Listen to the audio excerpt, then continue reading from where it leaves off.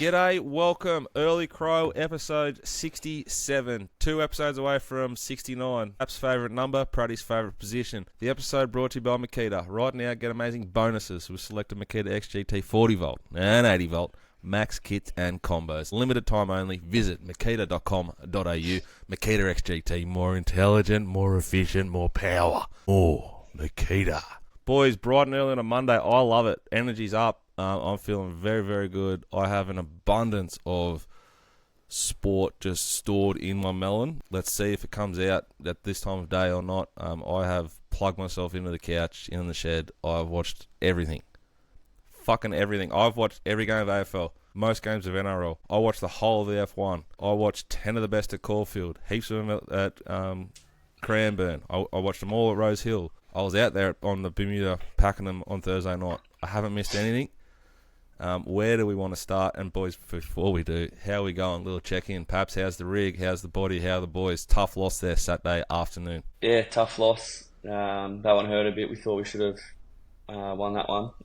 We had a real crack and it was a good game in the end. They come back. They obviously lost one or two in the game, and yeah, we were running all over them in the last quarter and we couldn't just finish, and then they'd go down and score. But that's the way footy goes, and probably the third quarter let us down a bit. So, but yeah, we've played two really good sides, and we're definitely right up with them, and obviously got a few out as well. So push on to Freo this week over in Perth, which is another big task. So we've started off with a few big tasks, but we've got to get them done, and hopefully we can get one done this week. Speaking of Freo, I watched that game too because I'm sick.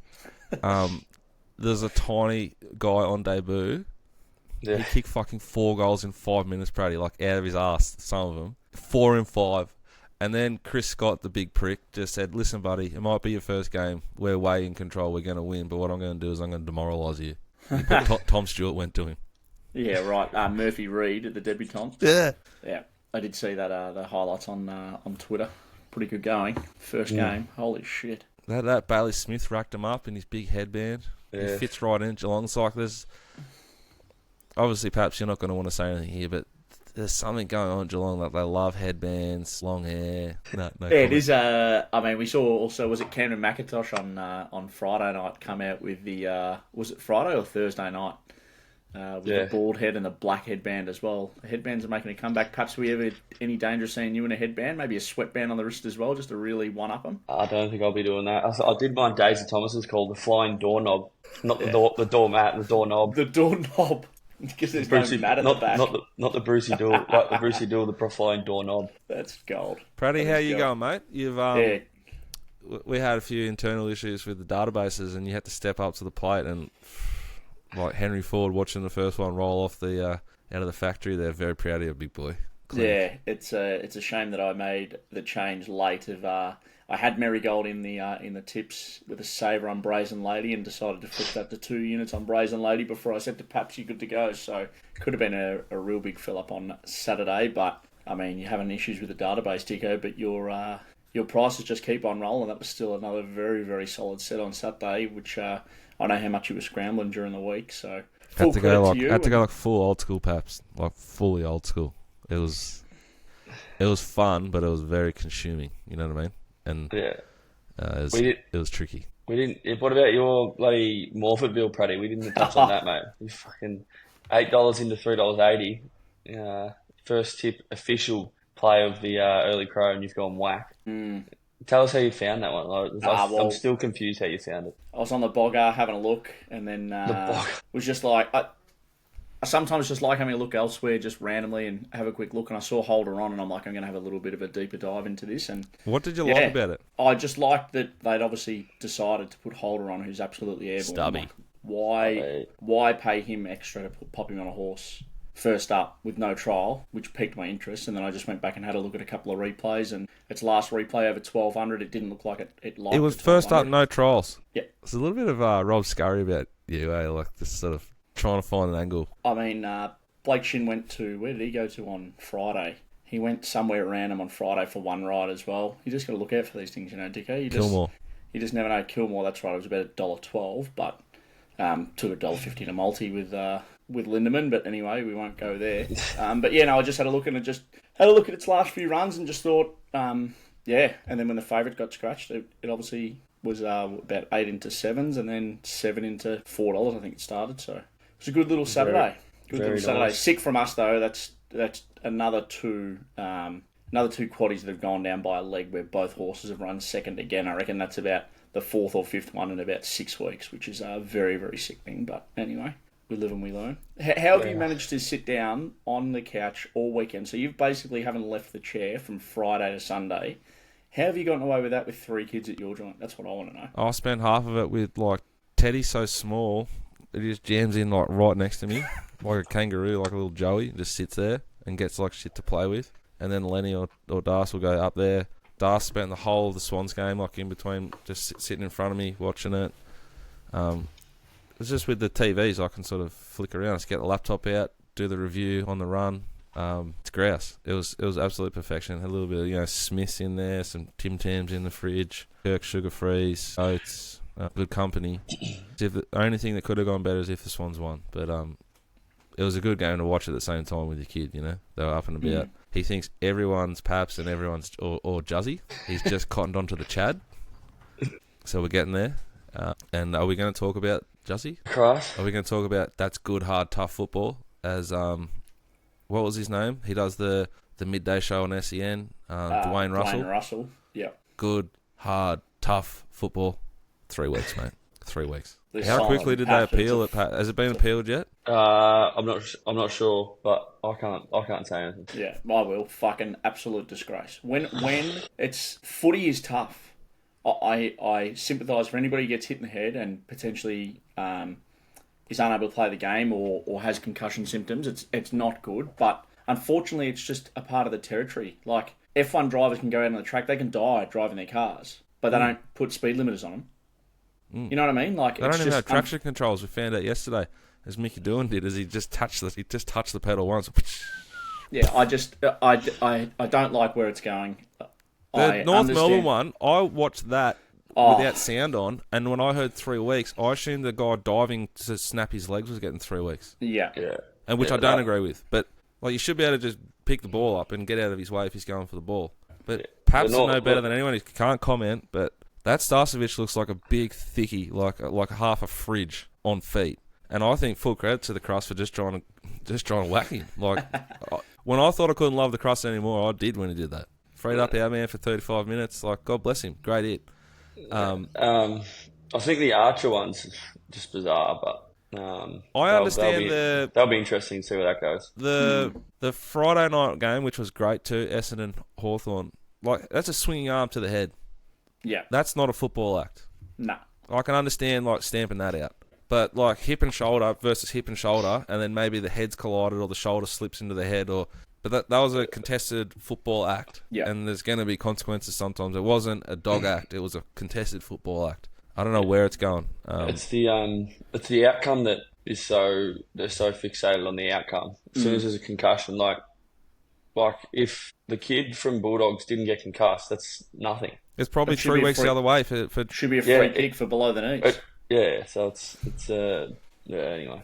Does it play on your mind when you're operating, performing, doing your job? Does it play on your mind like shit. I think they because they're so sharp. Like sometimes you can think you can run through it and go bang and pick it up, but sometimes you've got to jockey yourself to be able to you got to tackle here or something like that. It's definitely changed the game a bit because you see these days like blokes will sort of come in and like short step and they'll both short step because one of them could have picked it up, but then they both don't pick it up, sort of thing. So, and it sort of looks like you're not going in hard enough, but that's the way the game is now. You got to be careful of how you go in, and it's concussion is pretty bad these days. So that's what they're trying to do. I get that, but some footy acts are getting done, which is unfortunate. Dicko, Starcevich was side on to Cruss and front onto the ball, and Cruss was on his side. Yeah, so like he's hitting literally in his shoulder. That's the part I don't understand.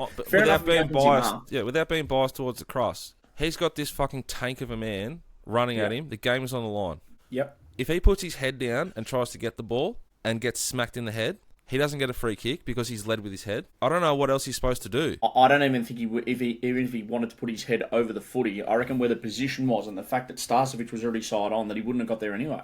So the only natural thing to do in that situation is to try and bump him out of the way so that he can either pick up the ball or his teammate can come through and pick it up and go forward. If Starcevic hasn't got 15 kilos on the cross, I'll give it away. And I just think, full credit to the cross. Imagine him in 3 years. He's going to just be a weapon. I can understand that they're wanting to stamp it out and they maybe give him 1 week because the outcome was... it shouldn't be. It should just be a fine. But so if the cross got knocked... he pulled up sore off that contest, does Starcevic get 2 weeks or 3 weeks? That's you would the point. say so. That's why it's ridiculous. By the way they're adjudicating the rules, you'd have to say so. You'd have to say that he would have got weeks. I just like the reason, the evidence for me why it's cooked at the moment is we don't really know. What we're saying is we're not sure, and I spoke to a few people about it all. I watched all the footy this weekend with my uncle. We don't know what's going on half time. Like that rush decision in the Hawks Bombers game, we couldn't believe it. But then apparently Razor Ray came out and said that was correct. So. As a man that's grown up in Essendon, I just want to say full credit to the Hawks for just thinking and baiting the Essendon supporters, thinking they were a chance to win, and going every 8 minutes going, oh my god, our season's ruined, we're no good, and then going, oh my god, actually we might play finals. So just full credit to Hawthorn for allowing Essendon to stay in that game for so long. Much appreciated. I thought that Essendon were decent. They were decent. What do we make of Port? I seen last night on the way I consume the footy meters on Twitter. And they're not happy with Kenny just talking a fly post match. Apparently he's supposed to just have the absolute shits and just be sour about it and be rude. Just to communicate to his fans how disappointed he was in the performance. But they were very, very bad. Yeah, you should have waited though. Everyone says things so early, and they've got Butters out, who's their absolute barometer, which is going to be 6 weeks. But yeah, like Collingwood, you would have said last week. So I think you just got to... Teams take a bit to get going. Round one's so hard to come good straight away. I reckon by round 5 to 6, you'll see teams sort of hitting their straps, and then you'll find out a bit more about teams, I reckon. Big advantage for those that play opening round, you reckon, Paps? I know that obviously you guys played opening round, but do you think the teams that have actually got that one game out of their system go into actual round one with an advantage because they're playing second up? Yeah, it's hard to say, sort of thing. Sort of blow your cobwebs out in the first round, I suppose. Yeah, I don't know. You can look at it two ways. You come in fresh. If you look at Brisbane, they haven't really trained that much. They come in fresher because you do that much training in pre-season, or are they underdone, sort of thing? It was a very hot day at Sydney. It was there was a shot of you early. I thought, big boy, you were dripping.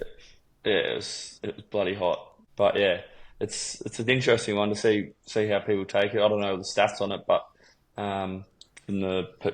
you probably have to see after 5 or 6 rounds if they even keep going with this opening round the way the media talks about it. They want it gone, but I think as a player I love it because you get an extra bye. But yeah, I think it's a flip of the coin really. You can't really decide on it because the teams before have a bye, because we have a bye in 2 or 3 rounds. They've had a sort of lighter week coming into the game to sort of freshen themselves up before round 1, but who knows? I thought I treat it like horse racing, so I much prefer to have the horse second up, and I think that's what happened in the Swans game. They were just so much sharper than them, but then they levelled out, and then the fresher legs come through in the third quarter, and then it was a game on and just a battle. The Pies, second up, back home, that was just it was a Mooney Valley horse, and it was first up 1,000 metres down the straight, and then they're back to the valley, drawn barrier 5. It's party time. Marigold stuff. That was tricky for the old school mentality I had to go in there on Saturday with. It was just it ticked every box except its form was nowhere near as strong as the other horses in the market. But it was Zara on, barrier, Matt. Yeah, anyway. Then they gave you the opportunity to back it late though. I think it was they did, didn't they? God bless them. On Betfair, but anyway. The Crows pumped St Kilda, dead set pumped them. They look pretty handy to me. That ex-Swan is just a weapon, and it just shits me every time I see him play football. Dawson, maybe? Yeah, he's a gun. And they've got some big thickies up front that just make Taylor Walker, sort of look younger. Because they just got, Fogarty's girthy. He reminds me of, do you remember perhaps Paul Pleasure? Yeah. A little bit of him about him? He's a bit bigger than him now. Yeah. But, him and Phil Thorpe. Yeah, Rolling. Phil Thorpe. Yeah, that little Rankin's just floating around. They've added some nice players that The midfielder from the Giants will just rack them up and get 20 plus every week.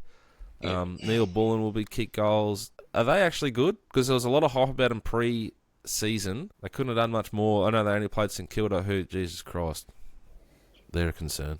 But Yeah, I think the Crows could definitely make finals. They're the ones that can sort of come up the ladder a bit. They've sort of, I think it's with when you get these guys like Neil Bullen, who's a good player for D's, he's going to be even better. And then it's sort of you get your Peatlings, your Cummings. It just creates good depth in the side. They're obviously good players, but then sort of your depth players, it just becomes deeper. And that sort of when Giants lost those guys, I was like, geez, there's some good depth players for Giants. But obviously Giants have filled that void.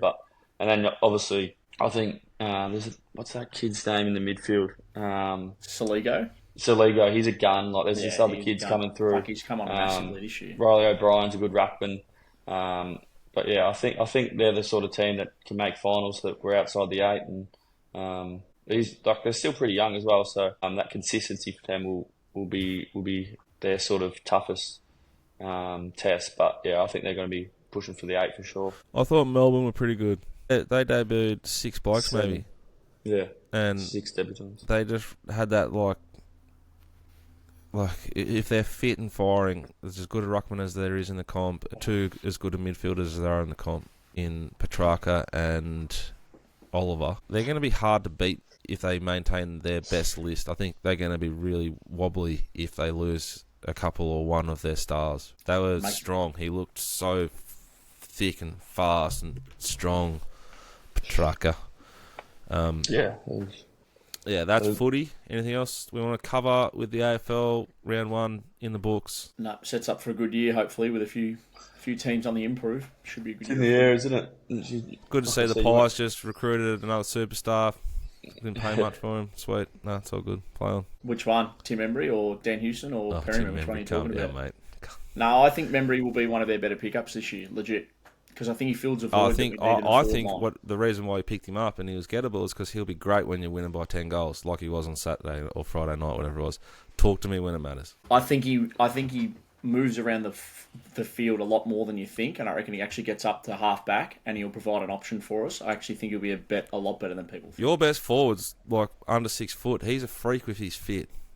Elliot, yeah, clutch little kick. Anyway. AFL? That's AFL. NRL, anything we want to talk about? Parramatta, disgraceful. They're in massive trouble. They were at a disgrace yesterday. They scored a try when the Sting was out of it. And God bless them because Penasini's in my draft team and he was a try assist on that. So that was okay. Tigers looked good. Building. Getting better. Little settler. They took them 25 minutes to get through it. The Roosters beating Penrith was just ridiculous. Yeah. It's great. Big upset. Bounce back. Especially the Panthers scored early. We didn't talk about Richmond beating Carlton either. That was in the AFL. That was one of the greatest games of football I've ever watched, and I'd say I've not seen Richmond have a better win other than the grand final.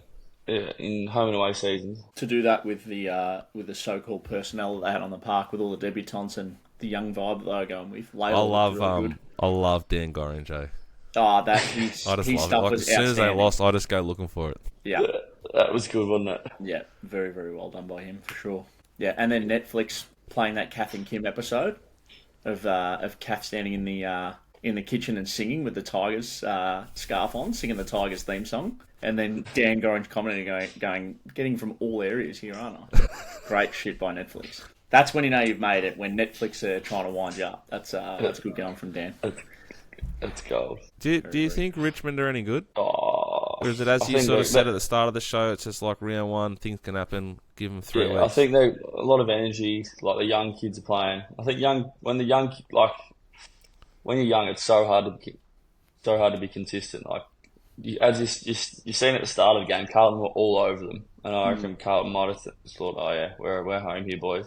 And then they've just sort of got another spark, Richmond, and when they sort of smelt the cheese, they're like, shit, we're on here. And that energy created and as a young players in the team give you so much energy when they're just tackling and doing all of these little things, and it creates energy for the older guys to to keep going better. But like, yeah, I think they'll win a few games. It's hard cake with the AFL, so they'll have some games where they probably get beaten by more than they would like, but I reckon they'll win a few for sure. They play Port in Port this week. Yeah, couldn't set up any tougher for them this week with Port coming off a smashing and over in Adelaide with the fan base over there. If they're competitive, they might surprise a few this year. If Port get beat, gee whiz, their fans are going to be... Yeah, could be Kenny's last game. Anyway, back to rugby league. Just as outstanding. Famous win. Lucky's ticking over nicely. Bulldogs did a beautiful job. We pray to God. Zeus, Allah and Bilbo Baggins at Villami Kikia. His knee's okay. He's a superstar in my draft side, and he got the win for me yesterday, basically. 75 points and was off with almost 20 to go with an MCL potentially. So I just hope the big thick boy's okay. The Dogs look good. The Broncos got beaten by the Raiders in Canberra, which I reckon it'd be even hard for you to comprehend, Tom, as a professional footballer. Like, imagine going from Brisbane to Canberra, and this is okay in April, but it's like people are going to do that in like June, in the depths of winter. Oh, Saturday night in Canberra, like it snows and shit. Yeah, that's crook. Ugh. Canberra might be pretty good. They're going alright, aren't they? Ricky Stewart's got them going. Sticky, you'd love to play for Sticky. Yeah, he'd be good, wouldn't he? Passionate, isn't he? He's a last of a dying breed, though. You know, from the evolution of player welfare and understanding the mentality of younger people, like Ricky's. No. Anyway, anything else in rugby league? It's about it, I reckon. Can't say I watched too much on the weekend. Horses, F1. What else happened? You sat down and watched every lap of the F1, Dicko. F1 was chaos, wasn't it? It was grouse. It was so good. The rain added lengths to the event. They did a formation lap because it was so wet, and some kid in his first Grand Prix, he just touched the brake, he just touched the gas on the white, because it's just like a road. They were blowing up about Melbourne and the road, like there's not a good track, and he just touched it on the white line, and as soon as the car loses traction, there's no traction control, it just spins like it's on an ice rink and smacks into a fence, and I don't know what that's worth. It's got to be millions. But on the formation lap, they weren't even racing. It's like a warm-up lap. And it was his debut. Yeah, and then the Australian Mick Doohan might have been lap 1 or lap 2. He was in the middle of the straight. He wasn't... But he hit it, and it just revved a bit, and bang, chaos. And then as they were in the safety car, Carlos Sainz, who won the Grand Prix last year, so he can fucking drive, with a safety car out, spun and smacked into the fence at the top of the home straight.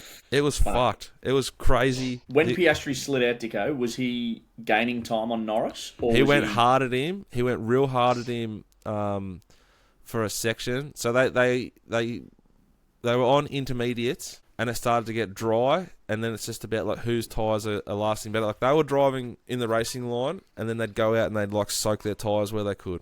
It was fucked up.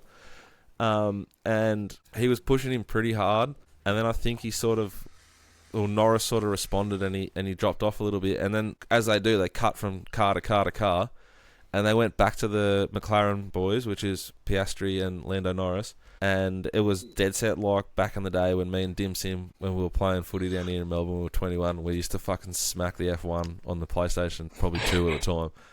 And you'd lose it, but because you just needed a position, it wasn't about lap time, you'd try and slide back onto the track, and then you'd slide back. That's what Piastri did, and he just slid off into the sort of bank of before the home corner, and he half bogged it, and his race was over. I thought he was going to win as well. He's up his arse a bit. Yeah, he was jamming him. It was tricky for him, though, because they were safety cars, and they would need to pit around the same sort of time, and because they were so close, he would be disadvantaged by that. Yeah, it was a great race. Full credit to Lando Norris. Max Verstappen's a freak. And, I'm into the F1 for, I don't know how long it'll last, but sort of happens every time this year, and we'll see how we go. Love it. Ponies. Eyes on Ponies. Brought to you by CTW Excavations. They'll go where the big boys won't. 5% discounts this week if you offer a carton of Winfield Blues. Get in touch via Instagram. Boys, should we start with Pride of Jenni? It was great to have her back at the races. I'm not going to lie. The eye the eye can lie, and when I watched the race, I didn't think I'd see the numbers I'm seeing on mypuntingform.com.au, the database I used and Tom uses, and you can too. It's a big number, boys. It is. Bigger than you thought? It is. Fuck. I haven't even checked it yet. 15 above the all average to the 600. Yeah. Last 200, 12.04. She's completely back. Proper put that field away, hey? When you were watching it live together, did you think she was going to keep going? Yeah. I think it's a really tricky scenario for everyone. So, like, I saw in the stewards report, because I'm sick and I'm just a racing loser nerd and I read this shit. Like, they questioned Jay Carr's tactics on Zardozi. Like, No. it's really... I'm all for hammering them, but it's really tricky for... Like, what is she supposed to do? Ride her horse outside of its comfort zone, outside of its pattern, just to accommodate Pride of Jenni's? That's bizarre. It's a little bit like bloody Juzzy. Like, if Pride of Jenni punctured, she wins, and she's not questioned. Or if she did ride the horse really hard and it punctured, she will be questioned. It's still results-driven questioning. I really like back focusing on Pride of Jenni. It's as good a performance as she put. It's a better run than she did all of last preparation on the sectionals. So she's gone harder. She went harder to the 600, same as once last year, and she went harder one other time. Every other time she didn't go this fast. And her closing splits, her last 200 is better than anything she did all of last prep. Crazy. I think she's completely back. Congratulations to Kieran and his team. Full credit to Froggy, and absolutely outstanding behaviour from Kanga. And there's starting to be a few more little like sort of admin-y committee members just starting to float into the pictures and get their hands on the champagne and get in the photos. And I don't love it, but I see it. And I think Kanga's doing an outstanding job. We were talking about it, were we not, on the WhatsApp. I think he's a genius, yeah? Yeah, 100%. Yeah.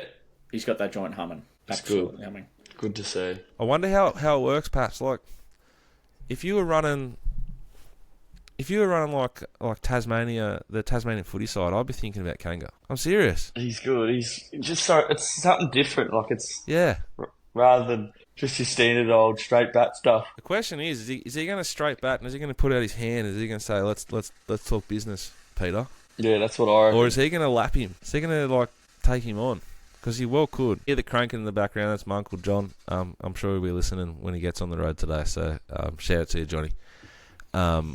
Kanga, would you hire him? I would. You have to. He's put that much spotlight on the MRC recently, and how many people were talking about Caulfield and about what was going to happen if Pride of Jenni win in the lead up. It was almost as much as the Gronk ad for Sportsbet. It was better. And you're allegedly, Pratty, you work for an alcohol company, allegedly. Yeah, allegedly. Yeah. And I reckon I heard him say that like the cost was minimal, like as in there was a deal done with the beverage supplier, and he said Carlton Draft when I heard it about 14 times. So beautiful.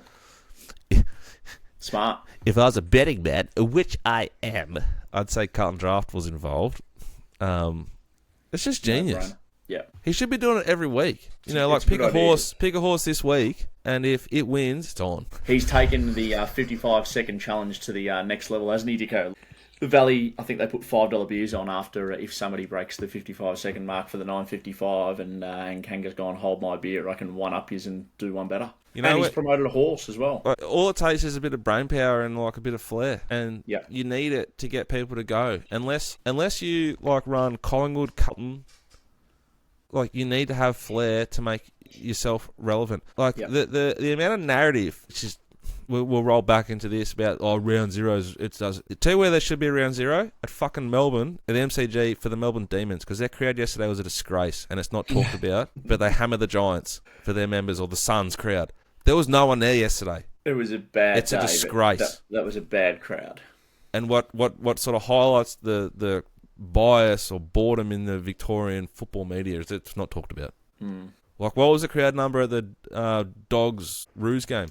You can't have round zero guys in Melbourne for the Dogs Roos game because no one will go. Yeah, it's an interesting one. It'd be interesting to know which footy club. I'm tipping it's Carlton, but which footy club does the Kanga like roar for? And, you know, like if he's a D's man, he needs to like be the president of Melbourne. Ring him up.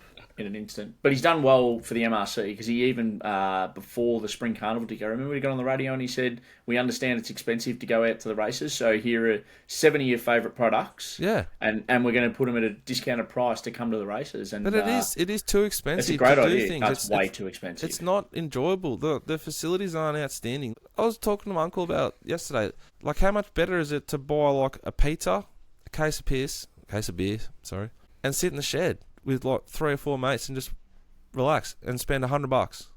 Yeah. You go to the races or the footy, you're spending $44 on your first shout for 4 beers. Same as it's everywhere, isn't it? There. It is big time. It is big time. Back to the horses. Yeah, back onto the track though. Geez, that was a great tangent. I just went through it and had a look at the stewards report for race 4. Not one rider was questioned for any of their tactics in the benchmark 74, but people are being questioned in the Peter Young Stakes. Who would have thought? Who would have thought? Well, let's talk about that horse, Taxamaki. Apparently, it melted in the yard as well. Well, I fear for everyone when it doesn't melt because it's run a group figure. It's done at the front, like tough work, 1,200 metre Caulfield number. Trust it with your life. It finds 3 lengths. It's winning anything. It's a very, very strong performance. Fresh. 1,200 days, wasn't it? 1,200 days, melted in the yard. Whoa, boy. Put it this way. If I was a wealthy man and owned an Everest slot, I would be talking to him. Jesus. I mean, from what you've started to teach me, Dicko, you look at the horses that were in and around it, and none of them have run within the top 5. It's so a really speed, strong performance, and it's the horse wanted to do it. So if it parades better, kinda, and is a little bit more tractable, there's probably going to be a little bit more juice left in the end. Yeah, it's proper buried a few that tried to stay with it. It's a genuinely exciting sprinter that's just popped up out of nowhere in Australian racing, and that's what I'm saying with the Everest, Tom. There's probably 6 or 8 like top liners, and it's a 12-horse race. You know, if this horse regresses 4 lengths, then yeah, you're not competitive. If it found 4, and with that racing pattern, it's a very, very, very exciting horse. Outside of that, I didn't think there was a lot of sort of talent there at Caulfield on Saturday. Winner's Edge did a really good job progressing through the grades really nicely. Legio 10 form there for you, Pratty.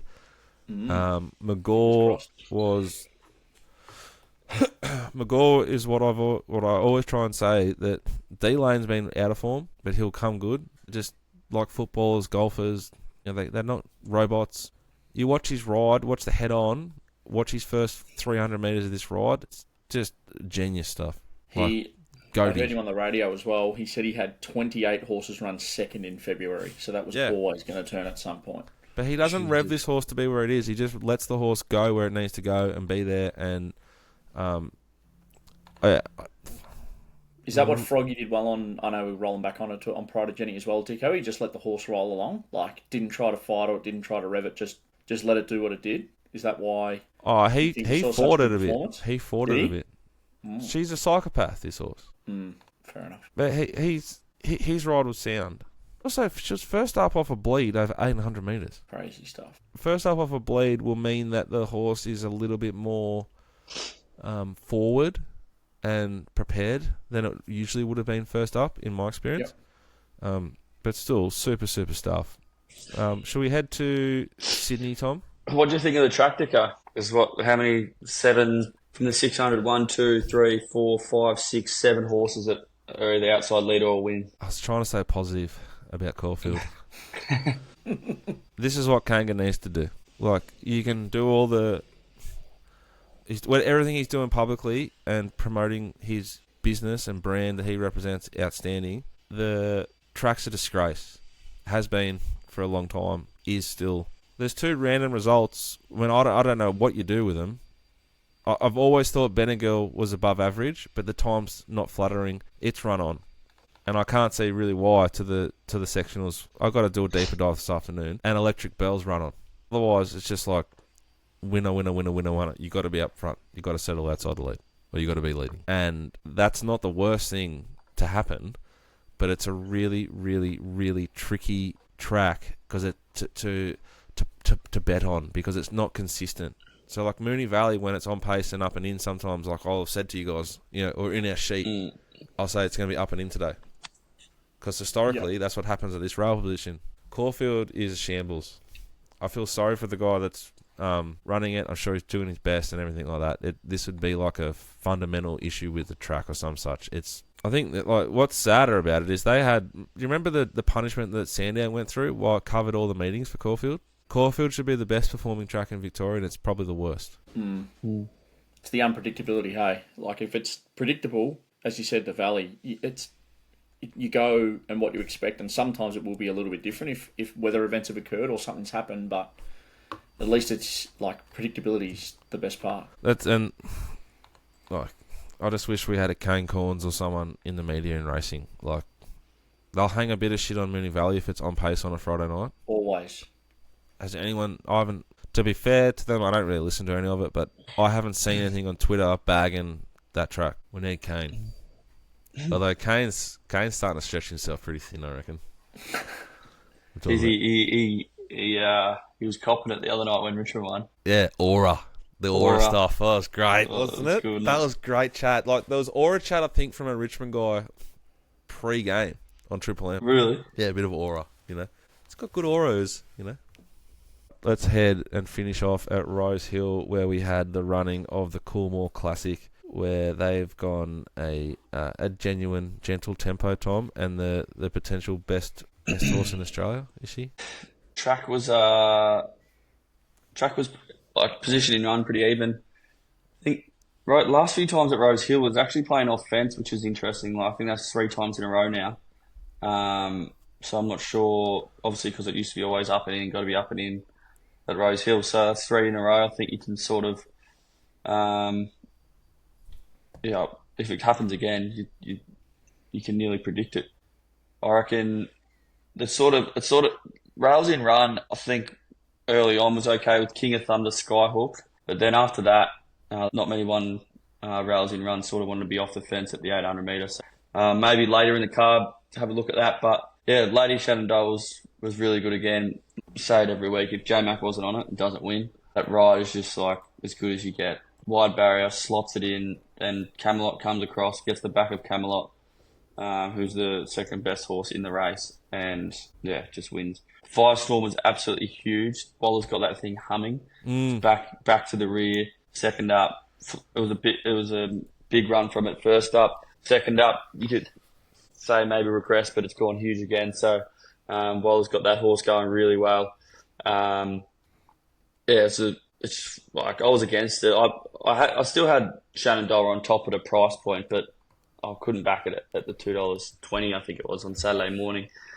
Got out a little bit. Got out to $3. I think. I'm not sure what it paid on Betfair, but it's about $2.80 on Betfair. Yeah, we're on Scarlet Oak, which was pretty disappointing. But yeah, it was full credit to Lady Shenandoah. Great run, good number again. I reckon we'll go off for a spell now and come back for the spring. Interesting to see what it'll do for the spring. James McDonald said when it gets a bit older and feels out a bit, reckons it'll go faster, sprinter, which is an interesting call. Does Waller keep it at a sprint trip, or does he keep it out to the 1,600 metres or even further? I'd love to see it. Yeah, I don't know the pedigree of it. I'd love to see it be able to go over further, but not sure it will be able to. But even it's by Schnitzel, so it can be anything. Even Chris Waller said Winks wasn't doing this at this age. So he said that. He said that, yeah. Well, that's Waller naughty said that from Chris, isn't it? Just little match. One of the broadcasters said, "Does this remind you of any horses?" He goes, "Oh, well, Winks wasn't doing this at this age." Oh, Chris, you naughty boy. What about Firestorm, Paps? Yeah, it was third up. It was enormous. Third up, was it? Second up, wasn't it? Second up with a little tick over. Yeah. I noticed he's like sort of gently modified its prep from last preparation, where it was flying, came to Melbourne, started. I remember it was a big steamer, started real short, and was playing in a good race at Moonee Valley. Then it went to Flemington and was like dot ballish. So he kind of lost her towards the back of that prep, but he's changed the prep up, and she's also only 4, so she's growing, still maturing, furnishing. What do you reckon? Yeah, it's a good horse. Obviously, got the lightweight in the Coolmore, but it's another huge run. I think it's It's around top 10 fastest last splits for the day. Not sure where it goes. It's just keeps improving. Like this prep, it's gone. Like that number that's run on Saturday is massive compared to anything it's ran. So third up, fourth up, if he could win a nice race. I think you can go to the 2-year-olds. Go to the This thing kicked their heads in.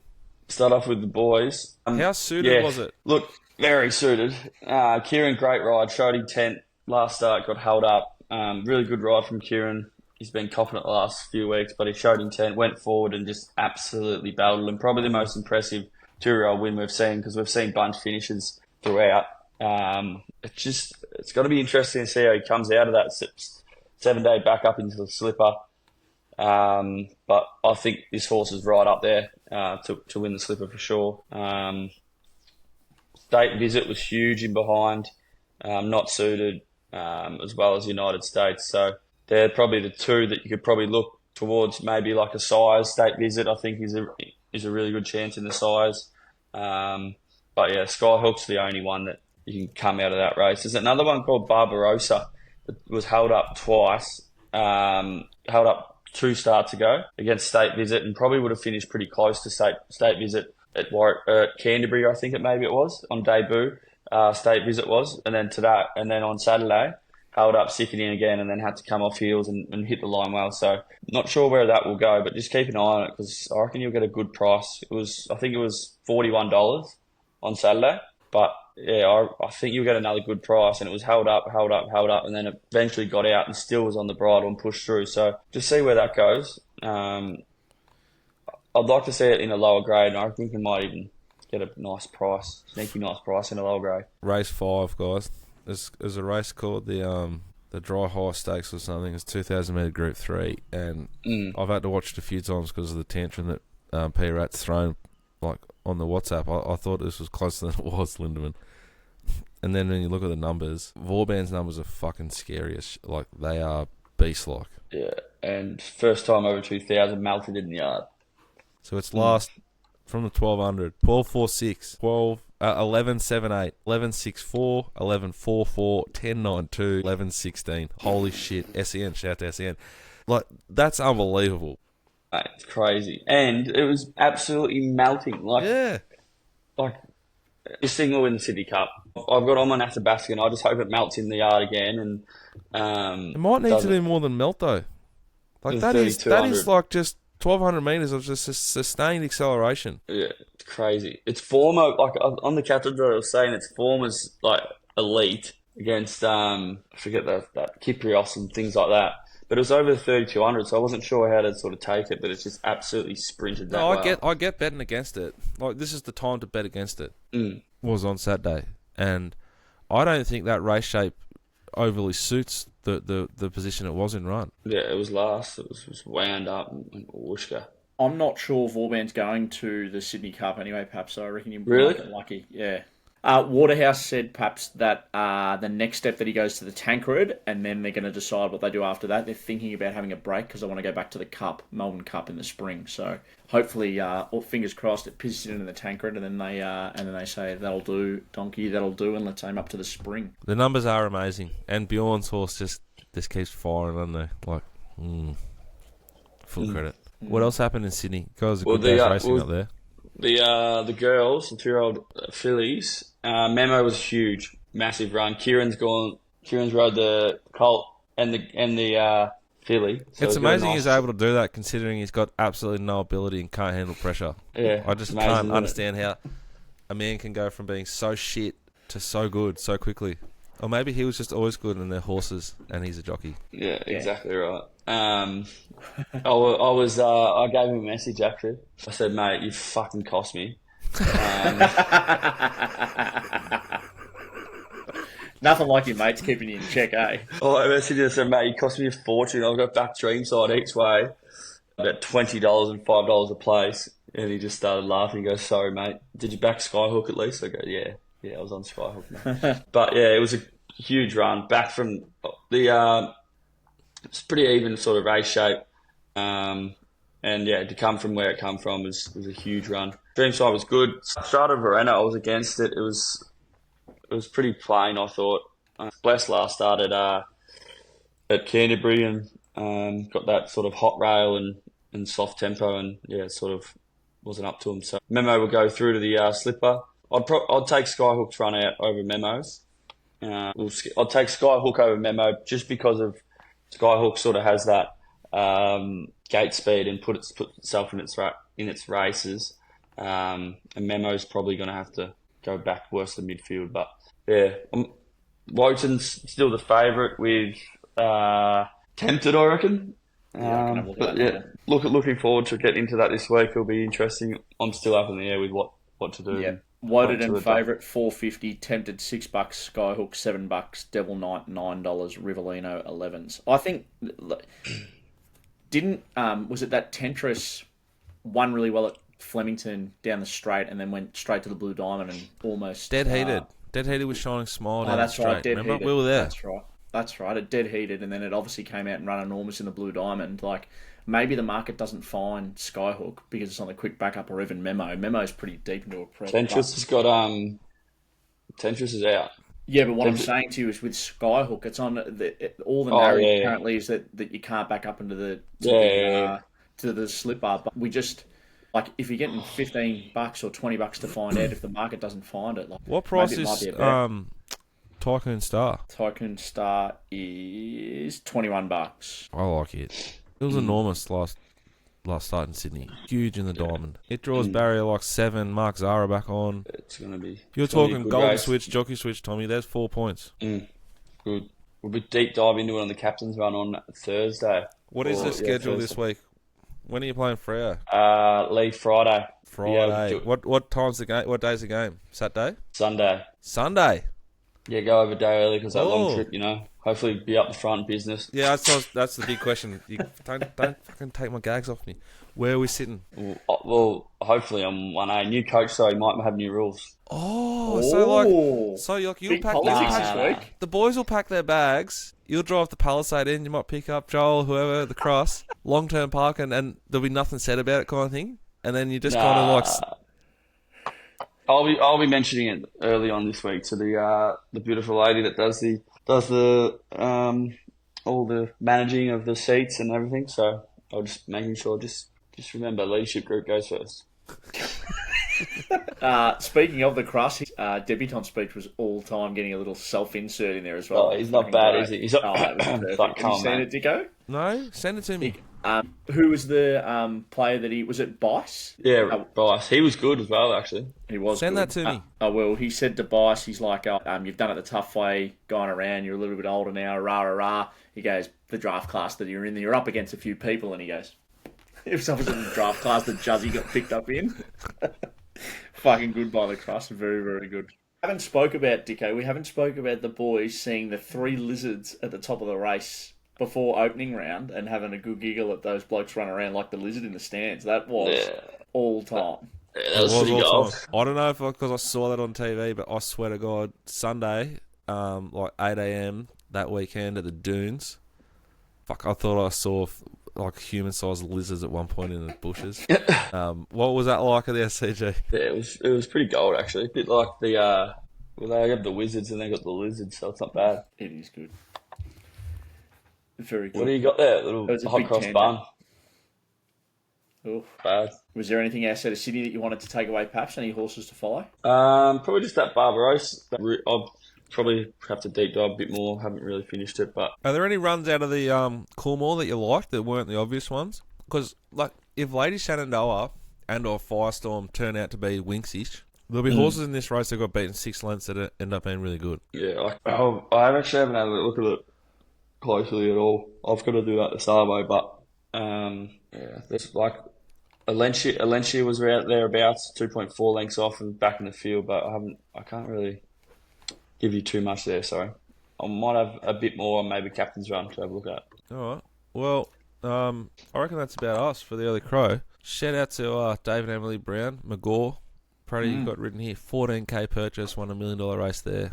Courtesy of D-Lane's brilliance there on Saturday. That's been the early crow episode 67, brought to you by Makita.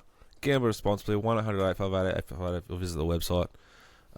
Let's pray for the cross. Let's be ready for a big captain's run Thursday. let's pray to God, Zeus, Allah, Bilbo, Ablett Senior and Junior that my database sorts itself out and we're back on track, so I can sort of keep up with Pratty and Paps there on Thursday. Have a glorious week, whatever you're doing. Be nice to each other, and that's about it, I reckon. Bye for now. Bye for now.